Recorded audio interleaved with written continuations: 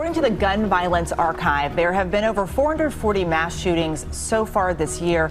And as our kids head back to school, here's another sobering statistic. According to Education Week, there have been over 20 K-12 school shootings in 2023. And Illinois legislators are trying to prevent more school shootings with new gun legislation. Joining us now to talk about all of this is the state's Attorney General, Kwame Raoul. Thank you so much for joining us, Attorney General.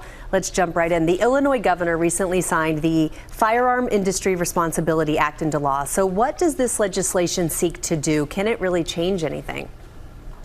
Yeah, I think it's, thank you and good afternoon, and thank you for having me. The act is, to be clear, it's a clarification of our pre-existing Consumer Fraud and Deceptive Practices Act. As you may know, the Protecting Lawful Commerce in Arms Act gives fairly broad immunity to the gun manufacturing industry, except there are predicate exemptions for violating state law. What we know is that a lot of the acts of gun violence happen when guns are trafficked into the hands of people who are ineligible to have them, be them children or people who have previously committed criminal acts. And there are actors in the industry that have knowledge of either straw purchasers or by way of marketing to children and illegal militia are participating in providing that proliferation of guns into the hands of people who are ineligible to possess them. And so the act makes certain that we clarify that the Consumer Fraud and Deceptive Practices Act is applicable to the gun industry. I have to ask, though, Illinois already has some of the toughest gun reform laws in the country, and yet we are still seeing high gun crime numbers in like a city like Chicago. So, critics are arguing that this is a violation of the First Amendment rights. Do you really think this is going to help? Yes, you have to understand that the Consumer Fraud and Deceptive Practices Act is an act that we've used to hold other industries accountable, be it the tobacco industry. Using it with the tobacco industry has drastically reduced youth smoking.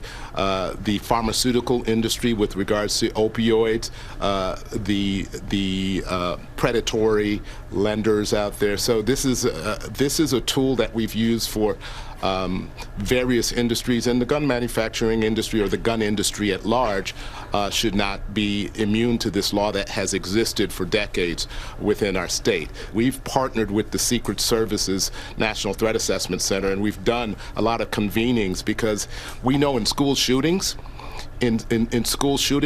4 out of 5 times somebody knew of the plan beforehand, but did not report it to law enforcement or others that could have intervened in the shooting. School shooters usually pre-planned their shooting in 93% of the time.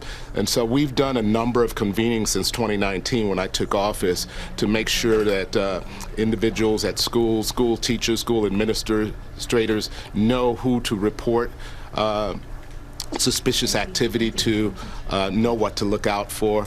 And it has already made a difference. And your state Supreme Court recently upheld another law that was enacted earlier this year banning assault weapons.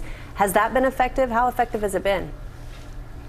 Well, it's just been put in place. We're still litigating in federal court, so I think it's important. You know, that we used to have a federal assault weapons ban, and I think, you know, again, the states are the laboratory, and so we need other states to do the same, and hopefully encourage the federal government to make sure that we don't have these weapons of war on the streets. Let's talk about some of the tools you do have. As of June 2022, you guys have a tool to track guns. What kind of information is this giving you? How is it helping you? Thank you.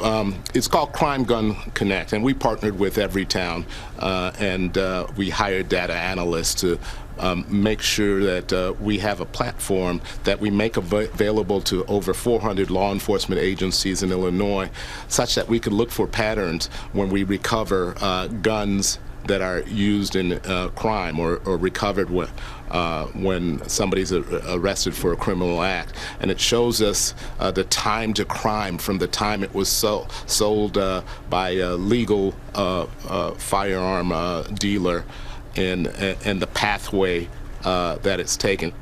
Illinois Attorney General Kwame Raoul, thank you so much for joining us today. Well, hey there, GMA fans. Robin Roberts here. Thanks for checking out our YouTube channel. Lots of great stuff here. So go on, click the subscribe button right over here to get more of awesome videos and content from GMA every day, anytime. We thank you for watching, and we'll see you in the morning on GMA.